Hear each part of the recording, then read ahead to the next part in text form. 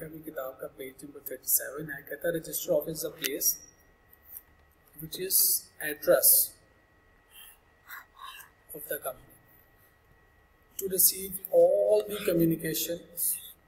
ये देखिए बेटा जी, जब आप अपना CNIC बनवाते हैं तो उसके ऊपर आप अपना एक एड्रेस मेंशन करते हैं। जब आप अपना ICAP का कार्ड रजिस्टर करते हैं तो उसके ऊपर भी एक एड्रेस मेंशन करते हैं। आई डोंट नो, मेरा ख्याल है IT लैब में होगा। तो जो रजिस्टर्ड ऑफिस है कंपनी के पॉइंट ऑफ व्यू से, अगर कंपनी को ख़त लिखना है, कंपनी को विजिट करना है, तो कहाँ जाएंगे, कैसे पता चलेगा कंपनी कहाँ पे है?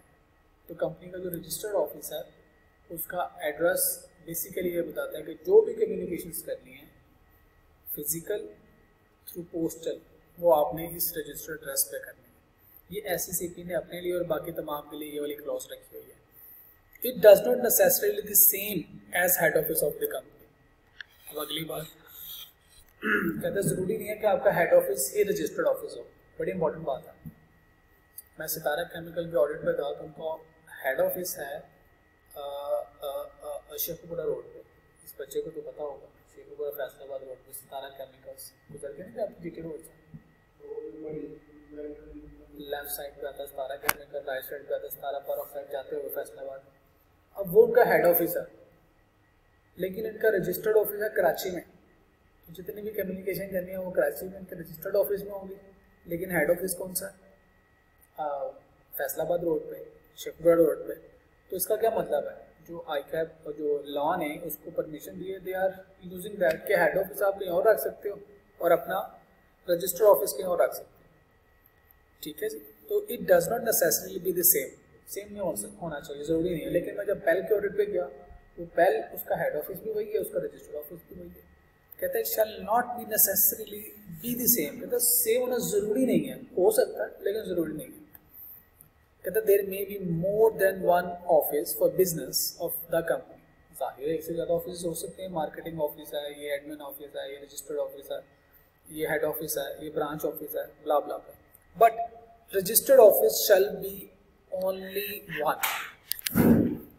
गॉट इट जी। ये हमें रजिस्टर्ड ऑफिस के बारे में पता चल गया, ये एक ही होगा। और इसके जो एड्रेसेस और पर्टिकुलर्स हैं ये SCCP के पास आपको हमेशा फाइल करने पड़ेंगे। SCCP ने आपको जो भी डॉक्यूमेंट इशू करना है, अपना जो भी बंदा नुमाइंदा भेजना है, वो इस रजिस्टर्ड एड्रेस पे भेजेंगे। जो भी लीगल कम्युनिकेशन करनी है वो इस रजिस्टर्ड एड्रेस पे होगी, आप जहाँ मर्जी से ऑपरेट कर रहे हैं। तो दो इसने डिस्टिंक्शन कर दी, one is a registered office, another one is some other office. तो अदर ऑफिस जितने मर्जी रखो, रजिस्टर्ड ऑफिस कितना होना है? Only one. जो प्रोविंस आपने बताया उसी प्रोविंस पे रख सकते हो। अब देखिए उन्होंने प्रोविंस रखा हुआ है कराची सितारा केमिकल, रजिस्टर्ड ऑफिस कराची में है और बिजनेस पंजाब में का है। तो रजिस्टर्ड ऑफिस का एड्रेस आपको देना है और उसका प्रोविंस आपने बताना होता है। दूसरी बात, such address shall be notified to the registrar. Who is the registrar? जिसने सारी कंपनीज का रजिस्टर मेंटेन किया होगा। रजिस्टर मीन्स तमाम कंपनीज का जो रिकॉर्ड है ये रजिस्ट्रार साहब मेंटेन करते हैं। क्या पूरे पाकिस्तान में एक रजिस्ट्रार होगा? Answer is no. हर रीजन के लिए अलग रजिस्ट्रार। ठीक है, हो सकता है लाहौर का अलग हो, फैसलाबाद का अलग हो, गुजरांवाला का अलग हो सकता है कुछ एक चंद एक सिटीज डिफाइन की हो, तमाम सिटीज का एक ही रजिस्ट्रार हो। With in a period of 30 days of incorporation. अब ये उसकी रिक्वायरमेंट आ गई कि आपने 30 दिनों के अंदर रजिस्ट्रार को बताना कि मेरा रजिस्टर्ड ऑफिस है। Got it? तो ये एक रिक्वायरमेंट हो गई। सॉरी, आपका मुतलका इलाके का जो रजिस्ट्रार है उसी को रिकॉर्ड देंगे ना कि मैं आपके पास आ गई। जैसे आजकल इसको समझाने के लिए पाकिस्तान में एक लॉ है जिसमें जब आप किराएदार रखेंगे, जैसे मैं जब इस बिल्डिंग में किराएदार आया तो इट वाज लीगल रिक्वायरमेंट कि आप अपने ही पुलिस स्टेशन में जाके अपनी रजिस्ट्रेशन कराई, यू आर द टेनेंट। तो मैं गार्डन टाउन पुलिस स्टेशन में गया, मैंने उनको जाके बताया कि I am the tenant and I occupied this property, this is the agreement of my land या बिल्डिंग और these are the particulars of owners. मैंने अपनी शनाख्ती कार्ड, मैंने अपना और मियां साहब पे शनाख्ती कार्ड, रेंट की डेट की कॉपी उनको जमा कराई। एक कॉपी में मुझे स्टैंप लगा कर देती कि yes you notified us, this is the evidence, you are registered with us. इसी तरह जब आप कंपनी जिस जिस रजिस्ट्रार के पास उसके इलाके में आपका रजिस्टर्ड ऑफिस होगा उसको जाके आपने नोटिफाई करना कि मैंने आपके इलाके में ये रजिस्टर्ड ऑफिस बनाया, ताकि वहाँ से जो भी एसएससीपी कम्युनिकेशन है वो रजिस्ट्रार इनसे कर सके। एक और बात बताता हूँ आपको, it will be new for you, मेरे लिए बड़ा सरप्राइजिंग था। हम इंटरनेशनल ट्रेनिंग देते हैं, तो अफगानिस्तान से एक स्टूडेंट हमारे पास पाकिस्तान में ट्रेनिंग के लिए आए। It was very strange for me. तो एक दिन पहले उन्होंने कॉन्टैक्ट किया कि मैं होटल बुक करना चाह रहा हूँ लेकिन कोई होटल बुक नहीं हो रहा बिकॉज ऑफ माई नेशनलिटी। मैं यार ये कौन सा मसला। I tried many hotels near to the outskirts, तो नो वन टुक रिस्पॉन्सिबिलिटी कि हम अफगानियों को नहीं रख सकते। मैंने कहा क्यों? रीज़न बताएं। कहते कि हम अपने हर विजिटर का या जो भी लोग हमारे पास कस्टमर्स आते हैं, क्लाइंट्स आते हैं, हम उनके पर्टिकुलर अपने सॉफ्टवेयर में एंटर करते हैं और गवर्नमेंट ऑफ पाकिस्तान के पास वो लाइव एंट्री जाती है कि ये लोग हैं, शनाख्तगढ़ के लोग हैं जो हमारे पास आज नाइट के लिए स्टे कर रहे हैं। तो कहते हैं जैसे ही मैं इनका आईडी कार्ड डालूंगा ये अफगानी है तो मेरे पास तो पुलिस आ जाएगी। पुलिस आएगी, वो आके बाकी पैसेंजर, बाकी जो लोग हैं उनको भी तंग करेंगे, मेहमानों को रेपुटेशन भी ख़राब होगी। लिहाजा हम आपको इस केस में रखेंगे कि आप पहले जाके पुलिस स्टेशन में उनको रजिस्टर करें, परमिशन लें, फिर हम आपके बंदे को यहाँ पर रखेंगे। और जब रखेंगे तो पुलिस कभी भी आके विजिट करके देख सकती है कौन है, उससे पर्टिकुलर्स ले सकती है। यानी अफगानियों के लिए पाकिस्तान में इतने टफ लॉ है जो टेररिज्म के ज़माने में इशूज़ उस वजह से, तो वो ना तो उनको जल्दी वीज़ा मिलता है और ना ही जल्दी उनको कोई होटल्स वगैरह मिलते हैं। तो ये रजिस्टर्ड ऑफिस वाली क्लॉज का मतलब क्या है कि उस इलाके की जो अथॉरिटी है जिसने आपको रेगुलेट करना है, जिसके पास आपका रिकॉर्ड है, उसको वो जाकर अपना रिकॉर्ड सबमिट करें। ऑल्टरेशन इन रजिस्टर्ड ऑफिस, अब आपने कराची से लाहौर शिफ्ट करना है लेट्स सपोज, तो क्या कर सकते हैं? एक दफ़ा आपने रजिस्टर्ड ऑफिस वहाँ पर रख दिया तो क्या अब आप हमेशा के लिए वहीं करेंगे? मालूम करना, अगर आपसे बिल्डिंग खाली करा ले तो आपको अपना रजिस्टर्ड ऑफिस चेंज करना पड़ सकता है। तो उसके लिए लॉ में क्लॉज क्या है? कहता है कंपनी में बाय स्पेशल रेजोल्यूशन। रेजोल्यूशन का मतलब क्या बेटा जी? फैसला। स्पेशल रेजोल्यूशन का मतलब क्या है? 3/4 मेजॉरिटी। स्पेशल रेजोल्यूशन यानी 75% जो शेयर होल्डर्स हैं उनको एग्री करना चाहिए, एग्री करके इन राइटिंग में फैसला सुनाएं, फिर आप अपना रजिस्टर्ड ऑफिस चेंज कर सकते हो। ऐ नहीं है कि एक ऑफिसर है उसने उठ के जाके, जैसे थाने में जाके मैंने अपनी रजिस्ट्रेशन करा दी बीइंग अ टेनेंट, कोई भी जाके रजिस्टर नहीं करा सकता अपना ऑफिस, रजिस्टर्ड ऑफिस। पहले शेयर होल्डर्स का फैसला होगा, उसका रिटर्न एविडेंस होगा, वो रिटर्न एविडेंस रजिस्ट्रार को देना है, ये देखें जी शेयर होल्डर्स ने फैसला कर दिया, आप मेहरबानी करके हमारा ऑफिस चेंज करना। तो इतना आसान नहीं है रजिस्टर्ड ऑफिस चेंज करना। कहता कंपनी में भी by special resolution alter the provision of memorandum, memorandum की प्रोविजन को चेंज करना चाहते हैं as to change the place of its registered office. वहां पर जो मैं रजिस्टर्ड ऑफिस की क्लॉज लिखी हुई थी अब उसको चेंज करने जा रहे हैं जी बेटा। 3/4 शेयर होल्डर। देखिए दो तरह की वोटिंग होती है, तो बाकी जाएंगे ना, हमें वोटिंग पढ़नी है। एक है सामने लोग सारे बैठे हुए, शो ऑफ हैंड से वोटिंग होती है, तो वो 3/4 ऑफ द शेयर होल्डर्स हो गए। अगर उससे फैसला हो गया, कुछ लोगों ने इतराज कर दिया, कहते नहीं जी बैलेटिंग होगी, तो फिर जो बैलेटिंग है वो जिसके बाद फिर जितने शेयर हैं उसके मुताबिक उसकी शेयर उसकी वोटिंग होगी। लेकिन अगर शो ऑफ हैंड से हो रहा है ना तो हर बंदे का एक वोट काउंट होगा। लेकिन जब आप कहते हैं नहीं भी मेरे को 51% है, मेरा इनका वोट एक जैसा नहीं है, तो कोई बात नहीं, इसकी प्रोविजन अवेलेबल है तो बैलेटिंग कर लें। फिर अब नंबर ऑफ शेयर्स कैलकुलेट होते हैं, आपके कितने बनते हैं, इतने इनके कितने बनते हैं, उसके मुताबिक फिर आप अपना वोट कास्ट करेंगे जस्ट लाइक इलेक्शन, फिर उसकी काउंटिंग होगी।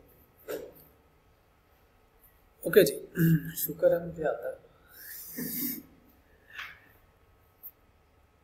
दूसरी बात जी, अच्छा अब change of registration class, register office class का मतलब है आपने अपनी बिल्डिंग का एड्रेस नहीं चेंज करना। अगर आप एक प्रोविंस से दूसरे प्रोविंस में आए हैं तब कहते हैं one province to another province और इस्लामाबाद टेरिटरी और वाइस वर्सा, यानी एक प्रोविंस से दूसरे प्रोविंस में जा रहे हो तब रेजोल्यूशन पास करने की जरूरत है, तब रजिस्ट्रार को इन्फॉर्म करने की जरूरत है। या इस्लामाबाद से किसी प्रोविंस में जा रहे हो, प्रोविंस से इस्लामाबाद जा रहे हो, तो दूसरी बात वन प्रोविंस और Islamabad capital territory to a part of Pakistan not forming part of a province, यानी आप तो किसी प्रोविंस या कैपिटल सिटी से आज़ाद कश्मीर जा रहे हो, के आज़ाद जम्मू कश्मीर, वहाँ जाना चाहते हो, तब भी आपको ये स्पेशल रेजोल्यूशन पास करनी पड़ेगी। ठीक है जी। इसके बाद क्या है जी, पास अ स्पेशल रेजोल्यूशन, इसका procedure, obtain confirmation from the commissioner regarding rights of members and creditors. ये देखिए जी, अब जब आप अपना रिगार्ड्स लिखना था, rights of memorandum and creditors, जब आप अपना रजिस्टर्ड ऑफिस चेंज करते हो ना, एक प्रोविंस से दूसरे प्रोविंस में जा रहे हो, तो जो आपके डेटर्स हैं और क्रेडिटर्स हैं, उनसे परमिशन लेनी पड़ती है इन राइटिंग। कमिश्नर कहेगा कि मुझे लिस्ट दो अपने डेटर्स की, क्रेडिटर्स की, जो मेजर डेटर क्रेडिटर, कमिश्नर कहेगा इनसे रिटर्न अप्रूवल लें कि अगर आप अपना रजिस्टर्ड ऑफिस चेंज कर दें तो इनको कोई इशू नहीं होगा, इनके जो लेन देन के मामला था वो आपसे डिस्टर्ब नहीं होंगे। अगर ये आपको इन राइटिंग अलाउ कर देते हैं तो फिर कमिश्नर भी आपको अलाउ कर देगा। तो पहली बात क्या है, स्पेशल रेजोल्यूशन। दूसरी बात है कमिश्नर की परमिशन लें। कमिश्नर क्या कहेगा, डायरेक्टर और डेटर और क्रेडिटर से रिटर्न परमिशन लेके फिर मैं आपको अलाउ करूँगा। तो अगर कमिश्नर ने भी आपको परमिशन दे दी तो उसके बाद क्या है, कॉपी ऑफ ऑर्डर। किसका ऑर्डर? कमिश्नर का ऑर्डर कि जी आपका रजिस्टर ऑफिस मैंने ग्रांट कर दिया, चेंज कर लो। To the company and registrar, कहता है कॉपी ऑफ ऑर्डर कंपनी के पास होनी चाहिए और रजिस्ट्रार के पास होनी चाहिए। Certified by N authorised official, जो भी गवर्नमेंट का ऑथराइज्ड ऑफिशियल है उससे पहले सर्टिफाई कराएं। With in 7 days of the order, 7 दिनों के अंदर अंदर आपने रजिस्ट्रार के पास, जो भी अब मुतलका रजिस्ट्रार उसके पास जमा कराएं ऑर्डर के 7 दिनों के अंदर अंदर कि जी अब मैं आपके इलाके में आ गया हूँ, तो ये मेरे नया रजिस्टर्ड ऑफिस है, काइंडली अपने पास नोट कर लें। कहता सबमिट अमेंडेड मेमोरेंडम। अब आपका चूंकि मेमोरेंडम चेंज हो गया, अब आपने अपना मेमोरेंडम भी जमा कराना है। To registrar within 30 days और the extended date if any. Certificate by the registrar. अब जब रजिस्ट्रार आपको रिटर्न सर्टिफिकेट देगा, जी हाँ जी ठीक है, इसने मुझे कमिश्नर का ऑर्डर भी दे दिया, इसने मेमोरेंडम भी मेरे पास फाइल कर दिया, इसके अगेंस्ट कोई फीस होती है, फीस भी जमा करा दी, और रजिस्ट्रार ने अपना सर्टिफिकेट जब देना है तो आप कहेंगे shall be conclusive evidence of compliance, आपने कानून के ऊपर अमल दरामद कर लिया। तो पेपर में कई दफ़ा पूछा गया कि अगर आपने अपना रजिस्टर ऑफिस चेंज करना हो तो क्या करना है। सबसे पहले इंटरनल फैसला होता है, उसको हम कहते हैं स्पेशल रेजोल्यूशन पास करें। उसके बाद कमीशन की अप्रूवल लें। कमीशन की अप्रूवल किस बेस पे मिलती है? डेटर्स क्रेडिटर्स के क्लियरेंस की बेस पे। कमीशन की अप्रूवल लेके 7 दिनों के अंदर रजिस्ट्रार को जमा कराएंगे, जी मैं आपके इलाके में आ गया हूँ, ये ऑर्डर है। और उसके बाद नेक्स्ट कंप्लाइंस के अपना मेमोरेंडम चेंज करें, क्योंकि उसमें रजिस्टर्ड ऑफिस लिखा हुआ था, आपने उसको चेंज करके फाइल करें विद इन 30 days। जब आपने अपना मेमोरेंडम फाइल कर दिया तो फिर रजिस्ट्रार आपको जो सर्टिफिकेट देगा, हाँ जी हमने आपका रजिस्टर्ड ऑफिस अपने पास नोट कर लिया, वो जो सर्टिफिकेट है that is the conclusive evidence of compliance के आपने लॉ को अमल दरामद कर लिया। कहता है when company actually shift is registered office it shall inform to the registrar within 15 days। कहता है ऊपर तो परमिशन मिली है, जब आपने एक्चुअली चेंज भी कर लिया तो उसकी जिस जगह पे गई हो 15 दिनों के अंदर उसको बताओ। पहले क्या था, 7 दिनों के अंदर किसको बताना था? जहां पे आपको जब एक्चुअली चेंज कर लोगे तो नए बंदे को 15 दिन में जाकर बताया, नए रजिस्ट्रार को। हर इलाके का रजिस्ट्रार दूसरे से मुख्तलिफ है, तो 2 रजिस्ट्रार, एक कमीशन, इन 3 लोगों को एंगेज करना पड़ेगा। और फिर आगे जाके एक और ये भी बात है कि पुराने से सारा रिकॉर्ड अपना नए के ऊपर शिफ्ट भी कराना। कहता है transfer physical record from previous registrar to present registrar, ये भी आपकी जिम्मेदारी में है। तो प्रीवियस रिकॉर्ड क्या होगा? आपने मेमोरेंडम जमा कराया, आपने आर्टिकल जमा कराया, आपने फाइनेंशियल स्टेटमेंट जमा कराई, आपने जो भी फिजिकल डॉक्यूमेंट पुराने रजिस्ट्रार के पास पड़े उनसे कहना मेहरबानी करके इसको नए रजिस्ट्रार के पास शिफ्ट कर दें। आप उसको अप्लाई करेंगे तो आपका सारा रिकॉर्ड जो फिजिकल फॉर्म है वहाँ पे शिफ्ट कर देगा। हर रजिस्ट्रार के पास कंप्लीट रिकॉर्ड मौजूद होता है। एग्जाम्पल देखिएगा,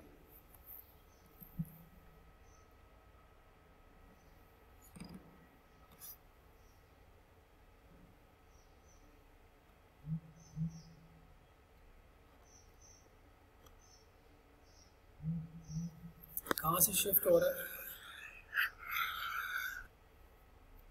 एक प्रोविंस से दूसरे प्रोविंस में। मुल्तान कोई और प्रोविंस है, मुल्तान पंजाब में नहीं आता, एक ही प्रोविंस है पंजाब में ही। मुल्तान से सिर्फ लाहौर शिफ्ट हो रही, तो क्या स्पेशल रेजोल्यूशन पास करने की जरूरत है? क्या कमीशन की परमिशन लेने की जरूरत है? कहते हैं जी in annual general meeting of the Paramount limited shareholder objected, उसने ऑब्जेक्ट किया, उसने यानी रुकावट बना या एतराज उठाया to the shifting of register office from Multan to Lahore. कहता है मुल्तान से लाहौर आप क्यों शिफ्ट कर रहे हो without obtaining confirmation from the commission, commission से अभी आपने इजाजत ली नहीं तो फिर मुल्तान से लाहौर कैसे शिफ्ट कर रहे हो। कहते हैं explain whether the objection is valid, क्या उसका एतराज ठीक है, बताइए जिसका एतराज ठीक है। कमीशन से अप्रूवल कब चाहिए होती है जब प्रोविंस चेंज करें। यस पेशावर पता नहीं, पहले कभी आता हो तो पता नहीं, अब तो केपीके में आता है। केपीके की जो कैपिटल सिटी है दैट इज पेशावर, पंजाब की कैपिटल सिटी लाहौर। जी लेनी पड़ेगी परमिशन, ऊपर बताया हुआ उसने। कहते the share holder objection is not valid, क्यों, क्योंकि विद इन सेम प्रोविंस आप। एक और सवाल देखिए,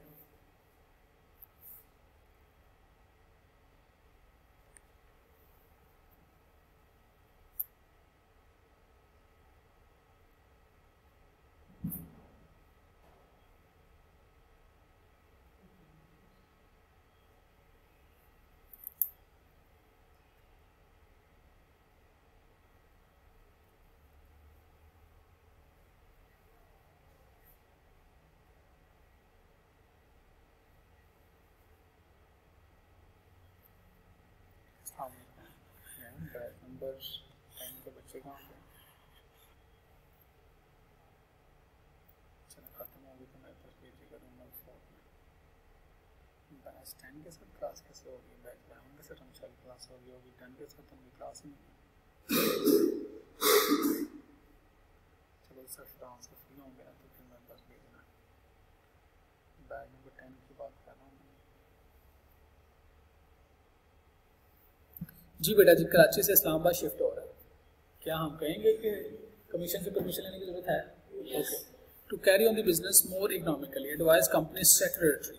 अब आपको कंसल्टेंट बना रहा है, कंपनी सेक्रेटरी को एडवाइस करो। कंपनी सेक्रेटरी को ऐसे पता होना चाहिए तो उसका काम ही है। कहते हैं advice company secretary about the steps which must be taken to relocate the registered office under the provisions of company rules 17। क्या है स्टेप्स इसके? स्पेशल रेजोल्यूशन पास करेंगे, कमीशन से परमिशन लेंगे और 7 दिनों के अंदर अंदर रजिस्ट्रार को इन्फॉर्म करना है। उसके बाद अमेंडेड मेमोरेंडम सबमिट करना है और उसके बाद रजिस्ट्रार से सर्टिफिकेट लेना है। रजिस्ट्रार में जब सर्टिफिकेट मिलेगा that is the confirmation of compliances. और उसके बाद जब नई जगह पे जाएंगे उस कमिश्नर को 30 दिनों में बताना और पुराने कमिश्नर से रिकॉर्ड लेके पुराने रजिस्ट्रार से नए रजिस्ट्रार को रिकॉर्ड सबमिट करना। तो यहाँ तक जाके कंप्लीट बात होगी।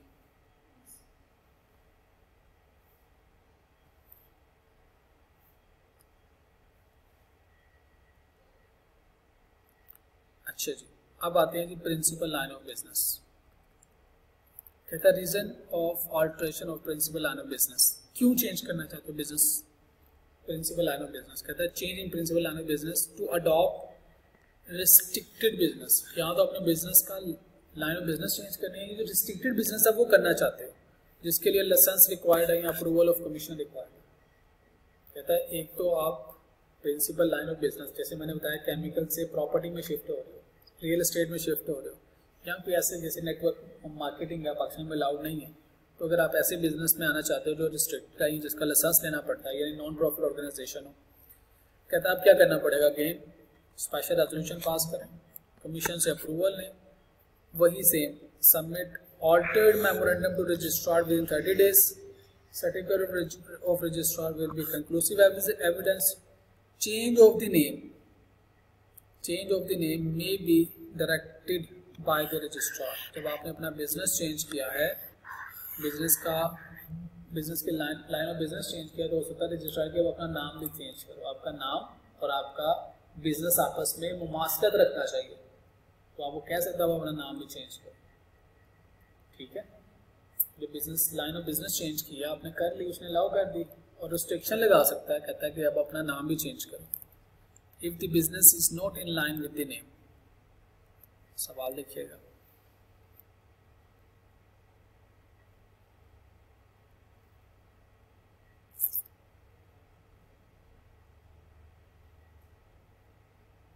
ये गैर बिजनेस लाइन ऑफ बिजनेस क्या है ये आपने बताना है।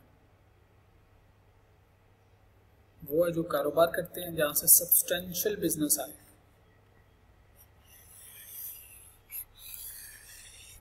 अब जैसे मैं सितारा केमिकल की बात बता रहा था, सितारा केमिकल लिमिटेड, इनके 3 बिजनेस हैं।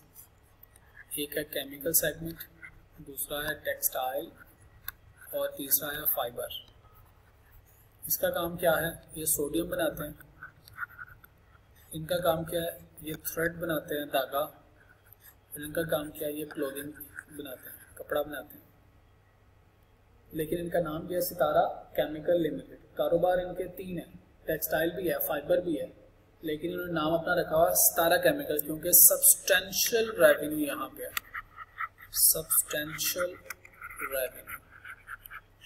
तो जिस कारोबार में आपका सब्सटेंशियल रेवेन्यू है, आप वो वाला नाम रखेंगे अगर आप मल्टीपल बिजनेसेस कर रहे हैं।